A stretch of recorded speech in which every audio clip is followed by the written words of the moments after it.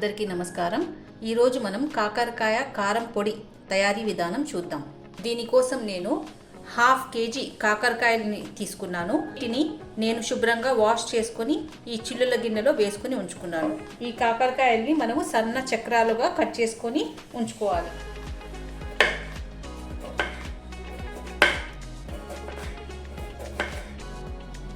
కాకరకాయల్ని ఇలా సన్నటి చక్రాల లెక్క కట్ చేసి ఉంచుకున్నాను.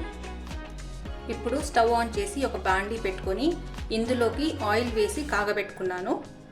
ఇప్పుడు మనము ఈ కాకరకాయ ముక్కల్ని కొద్ది కొద్దిగా వేసి క్రిస్పీగా అయ్యేంత వరకు వేపుకోవాలి.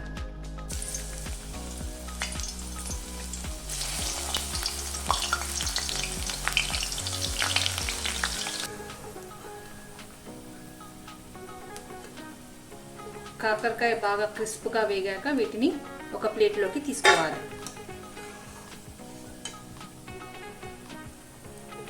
ఇలాగే అన్ని కాకరకాయ ముక్కల్ని వేపుకోవాలి.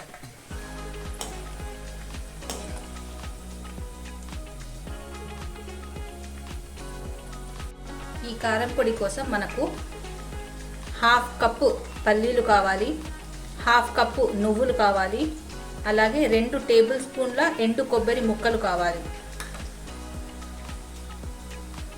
2 వెల్లుల్లి ఇలా పాయలుగా తీసి ఉంచుకోవాలి, అలాగే 2 నిమ్మకాయల సైజ్ అంత చింతపండుని ఇలా శుభ్రంగా నారలు పీచు అంతా తీసేసి ఉంచుకోవాలి.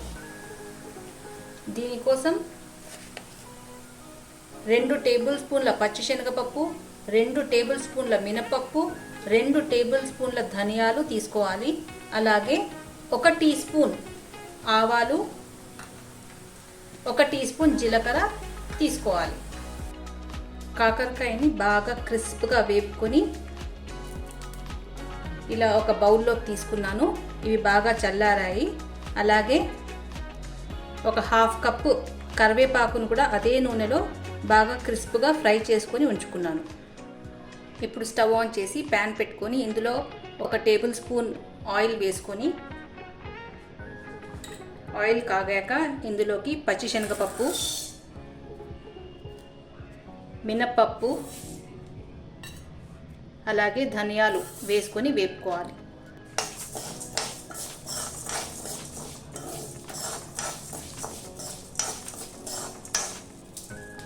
ఇవి కొద్దిగా వేగాక ఇందులోకి ఆవాలు, అలాగే జీలకర్ర వేసుకొని మరి కొద్దిసేపు వేపుకోవాలి.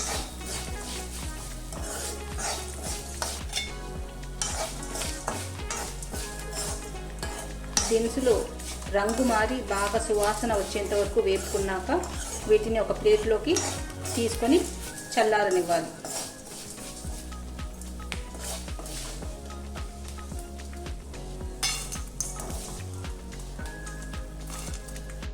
తిరిగి స్టవ్ ఆన్ చేసి ప్యాన్లోకి 1 టేబుల్ స్పూన్ ఆయిల్ వేసి ఆయిల్ కాగిన తర్వాత ఇందులోకి పల్లీలు అలాగే ఎండు కొబ్బరి వేసి వేపుకోవాలి.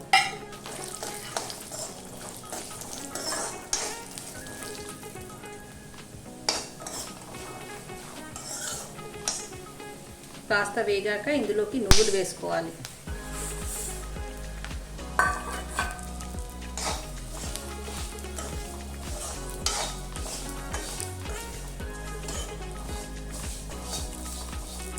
కూడా కాస్త వేగాక స్టవ్ ఆఫ్ చేసుకొని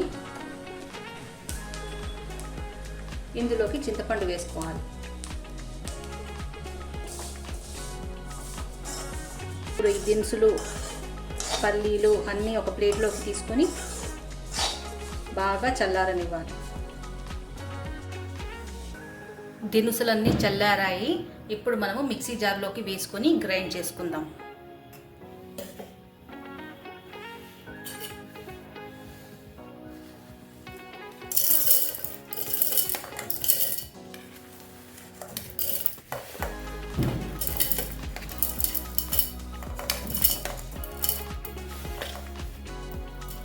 ఇదే మిక్సీ జార్లోకి 1/2 టీ స్పూన్ పసుపు,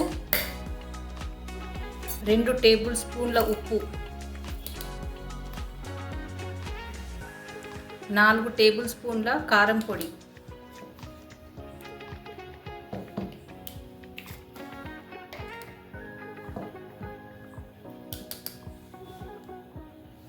ఇప్పుడు మనం వీటన్నిటిని మెత్తగా గ్రైండ్ చేసుకోవాలి.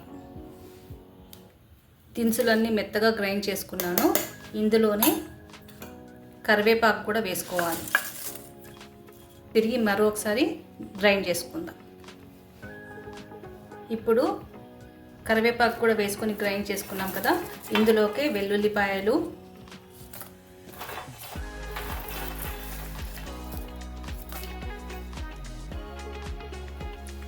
వేయించిన కాకరకాయ ముక్కలు,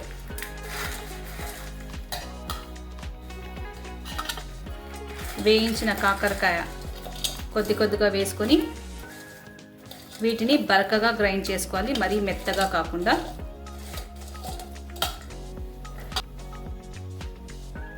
గ్రైండ్ చేసుకున్న కాకరకాయ కారం పొడిని ఈ బౌల్లోకి తీసుకున్నాను. ఇది కొద్దిగా మిక్సీ నుంచి తీసాం కాబట్టి కొద్దిగా ఆరబెట్టేసి తర్వాత ఒక గాజు సీసాలో స్టోర్ చేసుకొని ఉంచుకోవచ్చు. కాకరకాయ కారం పొడి రెడీ అయిపోయింది. మీరు ఇంట్లో తప్పక ట్రై చేసి చూడండి. వీడియో నచ్చినట్లయితే please like, share and subscribe. Thank you.